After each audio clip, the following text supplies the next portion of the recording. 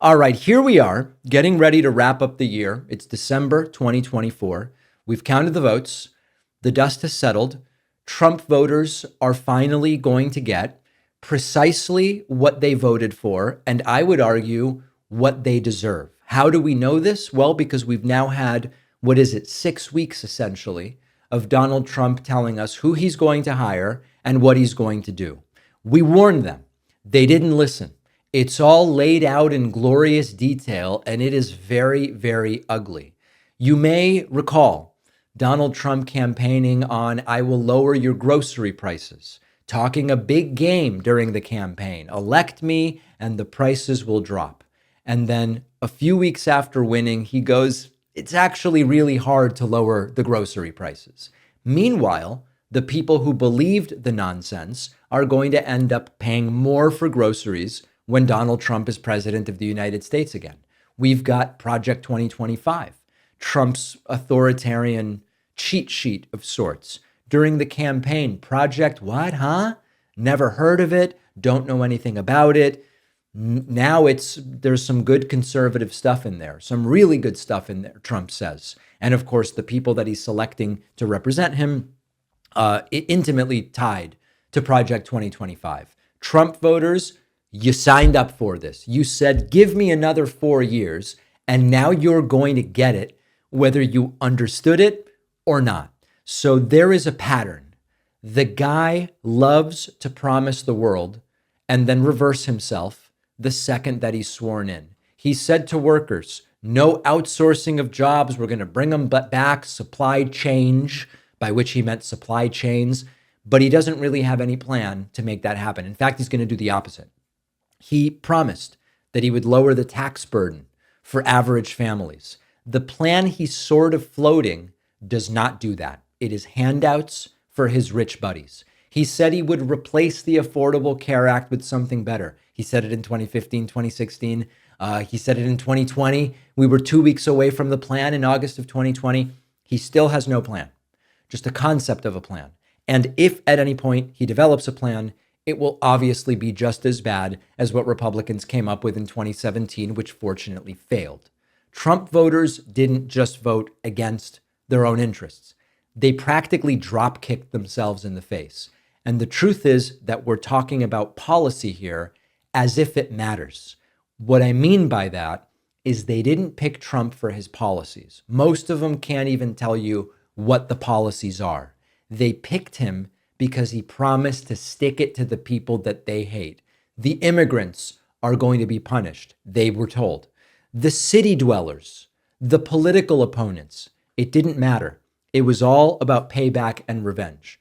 But what happens when you elect a guy who treats the entire country like a punching bag is you also end up getting punched. The rural roads, which will affect disproportionately conservative voters, will crumble.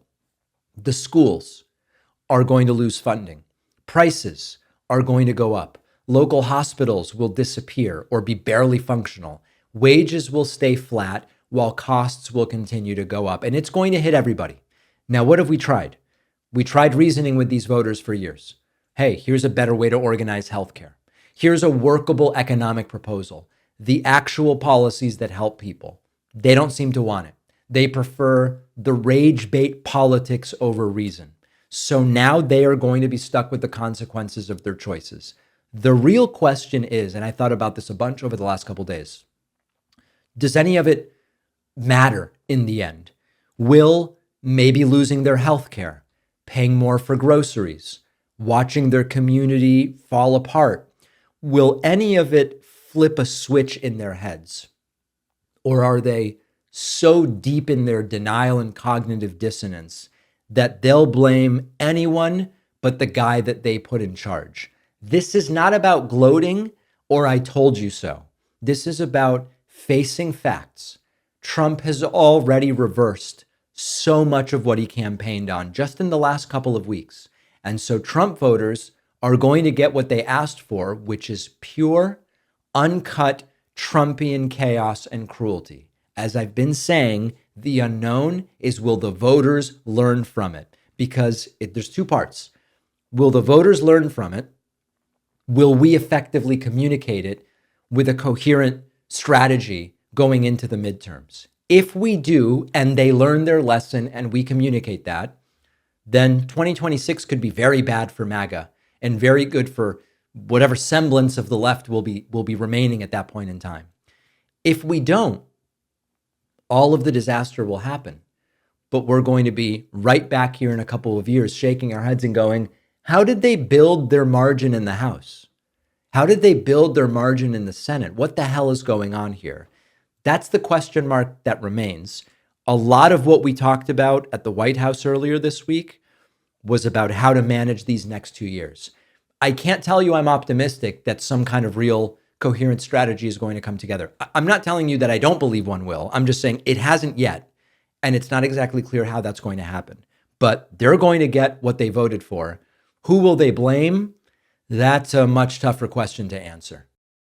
Data brokers are continually collecting extensive details about your online behavior, address, phone number, email, financial information, even political views. This sensitive information about you can easily be found on public data search sites by anybody, could be an ex, could be an employer. And these brokers sell the data to other businesses and even government agencies like the FBI and NSA, who can buy it in bulk to surveil Americans without a search warrant. Scammers and spammers also get your details from these lists, and that's why you get the text messages and the calls and the emails. But you can stop it. Our sponsor, Incogni, will send removal requests to data brokers who are legally obligated to comply. If any of your information remains online, Incogni will follow up and ensure that it's taken down. Incogni keeps you informed every step of the way, and it just saves you countless hours of work that would be nearly impossible to do on your own. I use Incogni, and what they've managed to do is remarkable. Go to incogni.com/Pacman and use the code Pacman for 60% off. The link is below.